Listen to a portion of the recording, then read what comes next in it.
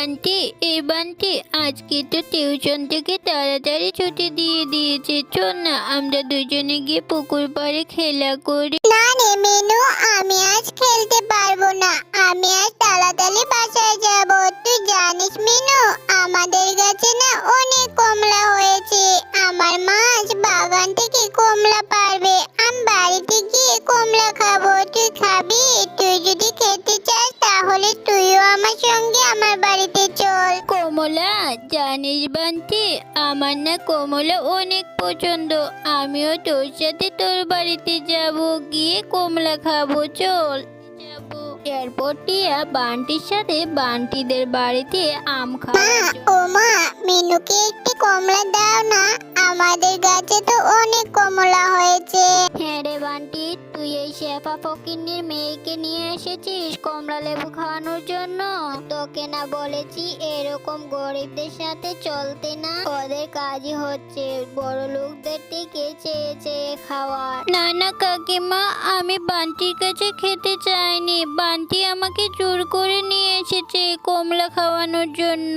হ্যাঁ রে মেয়ে, তুই আবার আমার মুখে মুখে কথা বলছিস? কত বড় সাহস! আমার ছেলের মাথাটা তো খেয়েছিস। একটা কমলাও আমি তোকে দেব না। যা এখান থেকে চলে যা বলছি। মা, ও মা, আমাদের গাছে তো অনেক কমলা হয়েছে। ওকে একটা কমলা দাও না গো। যে কমলাটা তুমি আমাকে দিতে ওটাই না হয় ওকে দিয়ে দাও। বান্টি, তুই আর একটা কথাও বলবি না। কাল থেকে যেন দেখি এই ফকিন্নির মেয়ের সাথে তুই যেন না চলিস। আর এই মিনু, যা তোর মাকে গিয়ে বলবি তোকে কমলা লেবু কিনে খাওয়াতে। যা এখন চলে যায় এখান থেকে। এরপর মিনু মন খারাপ করে সেখান থেকে চলে যায়। কি রে মা মিনু, আজ তোর মনটা এত খারাপ কেন? আর খাবারের তালাটা এখানে বেড়ে রেখেছি আর তুই ওইখানে বসে আছিস কেন? জানো মা, আমি না বান্টির সাথে বান্টিদের বাড়িতে গিয়েছিলাম কমলা খাওয়ার জন্য, কিন্তু বান্টির মা কাকিমা আমাকে কমলা দিল না। উনি আমাকে অনেক অপমান করে ওখান থেকে তাড়িয়ে দিল। থাক সোনা, ও নিয়ে তুই মন খারাপ করিস না। তোর বাবা আসলে আমি তোর বাবাকে বলবো বাজার থেকে তোর জন্য ভালো দেখে একটা কমলা কিনে আনতে। কিছুক্ষণ পর মিচকে শিয়ালও বাসায় ফিরে আসে। শেফা, টয়া, কোথায় গেলি?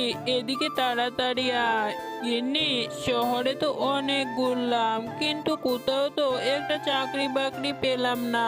ওগো, তুমি কিছু একটা করো। আমরা না হয় চলতে পারবো এভাবে, কিন্তু মেয়েটা যে ছোট। আমি বলি কি, চাকরি বাকরির আশা বাদ দিয়ে পাশে যে আমাদের জমিটা আছে ওই জমিতে কিছু ফসল ফলানোর চেষ্টা করো। ঠিক আছে গিন্নি, আমি চেষ্টা করে দেখবো। ঈশ্বর যদি চান কপাল খুলতে, তাহলে আর বেশি দেরি হবে না। ও, আমার মাথায় একটা বুদ্ধি এসেছে। তুমি বরং এবার জমিতে কমলা চাষ করো। কমলা যে এবার অনেক চাহিদা। যদি ফলন ভালো হয় তাহলে তো বেশ ভালোই হবে। তাহলে আমাদের আর কষ্ট করতে হবে না। ঠিক আছে গিন্নি, তুমি যখন বলছো তবে একবার চেষ্টা করেই দেখি। পরদিন সকাল হতে পর মিচকে তার জমিতে গিয়ে কিছু কমলা লেবুর বীজ রোপণ করে। কমলার বীজ লাগানোর ফলে মিচকের জমিতে অনেক কমলার ফলন হয়। মা দেখো, আমাদের জমিতে কত কমলা লেবু হয়েছে। এবার তাহলে আমি মন ভরে কমলা খেতে পারবো। হ্যাঁ রে সোনা, তোর যত ইচ্ছে তুই ততই কমলা খাস। এবার মনে হয় বিধাতা আমাদের সংসারের অভাব দূর করে দিবে। বান্টি, এই বান্টি, কমলা খাবি? আমাদের জমিতে না অনেক কমলা হয়েছে। চল না আমরা দুজনে গিয়ে কমলা খাই। আয় আমার সাথে, আমরা দুজন মিলে অনেক মজা করে কমলা খাবো। মিনু, তুই কি বললি? এবার তাহলে তোদের জমিতে কমলা চাষ করেছে? ঠিক আছে, কমলা খেতে যে আমার ভীষণ ভালো লাগে। চল আমরা দুজন গিয়ে মজা করে কমলা খাবো। এরপর মিনু ও বান্টি তাদের কমলা বাগানে গিয়ে ভালো ভালো দেখে কমলা পেড়ে খেতে থাকে। আরে বান্টি, তুই একা একা কোথায় গিয়েছিলিস? তোকে না কতবার বলেছি বাড়ি থেকে একা একা কোথাও বের হবি না। মা, আমি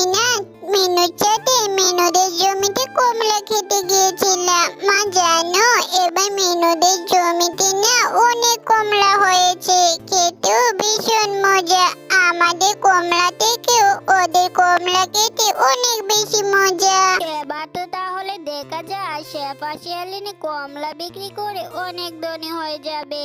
এটা তো আমি কিছুতে হতে দিব না। আমাকে যে করে হোক ওদের কমলা গাছগুলো সব নষ্ট করে দিতে হবে। যেই ভাবনা সেই কাজ। রাত হতে পর বাঘিনী চলে যায় মিনুদের কমলা বাগানে আর সব কমলা গাছগুলো নষ্ট করে দেয়। হায় রে ঈশ্বর, আমাদের কপালটা এবারও বুঝি পুড়লো।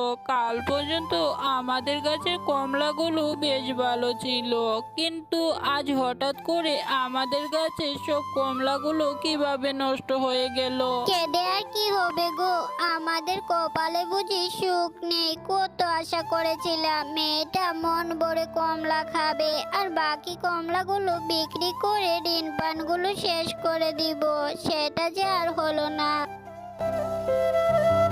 গো এবার কি হবে গো, 11 দিন হয়ে গেল, ঘরে যে কোনো খাবার নেই। কতদিনই বা এভাবে শুধু জল খেয়ে থাকবো। আমরা না হয় থাকতে পারলাম, মেয়েটা যে শুধু পানি খেয়ে আর থাকতে পারছে না। গিন্নি, আমি আর কি করব বলো? আমার সাধ্য অনুযায়ী যতটুকু ছিল আমি সবটুকু দিয়ে কমলা চাষ করেছিলাম, কিন্তু সেটাও আমাদের কপালে হলো না। এবার তাহলে আমাকে কি করতে হবে বলো? বাবা, ও বাবা, তুমি এভাবে বলো না। আমি শুধু জল খেয়ে থাকতে পারবো বাবা। তুমি একটুকু মন খারাপ করো না বাবা, সব কিছু আগের মতো আবার ঠিক হয়ে যাবে বাবা। তারপরের দিন টিয়া মন খারাপ করে হাঁটতে হাঁটতে জঙ্গলের ভিতরে চলে যায়। একে হাঁটতে হাঁটতে তো আমি অনেক গভীর জঙ্গলে চলে এলাম। না না, আমার আর ভিতরে যাওয়া উচিত হবে না। আমি বরং ওই গাছটার নিচে একটু দাঁড়াই। কেউ আছো? আমাকে একটু সাহায্য করো। অনেক দিন থেকে আমি খুব কষ্টে আছি। আমি যে কমলার ভার আর সইতে পারছি না। দয়া করে আমাকে একটু সাহায্য করো। কে কে কান্না করছো এই গভীর জঙ্গলে? সামনে এসো, সামনে এসো বলছি। আমি গো, আমি একটি জাদুকরি কমলা গাছ। এই গাছে আমার বাস। তুমি কি আমাকে একটু সাহায্য করবে? হ্যাঁ, আমি অবশ্যই তোমাকে সাহায্য করব, কিন্তু কিভাবে আমি তোমাকে সাহায্য করব সেটা তুমি আমাকে একটু বলো। আমার গাছে পাতায় পাতায় কমলা আর কমলা, এত কমলার বারে আমার পাঞ্জে যায় যায় অবস্থা। তুমি আমার পাতার উপর থেকে সকল কমলা সরিয়ে ফেলো। ঠিক আছে জাদুকলি গাছ, আমি তোমার চলিল থেকে সব কমলা চলিয়ে এক্ষুনি তোমাকে হালকা করে দিচ্ছি। এরপর মিনু গাছ থেকে সব কমলা সরিয়ে ফেলে। তোমাকে অনেক ধন্যবাদ। অনেক দিন ধরে এই কমলার বারে আমার জীবন যায় যায় অবস্থায় ছিল, তুমি আমাকে আজ হালকা করে দিলে। তুমি বলো আমাকে, তোমাকে আমি কিভাবে সাহায্য করতে পারি? এরপর মিনু কমলা গাছকে সব কথা খুলে বলে। এই নাও জাদুকরি কমলা বীজ। এই কমলা চারাটা তুমি যেখানে রোপণ করবে সেখানে কমলা হবে, আর সেই গাছের ফলন কখনোই শেষ হবে না। এরপর মিনু কমলা চারা নিয়ে তাদের বাড়িতে চলে আসে আর তাদের ঘরের পাশের পুকুরে চারাটি এনে ফেলে দেয়।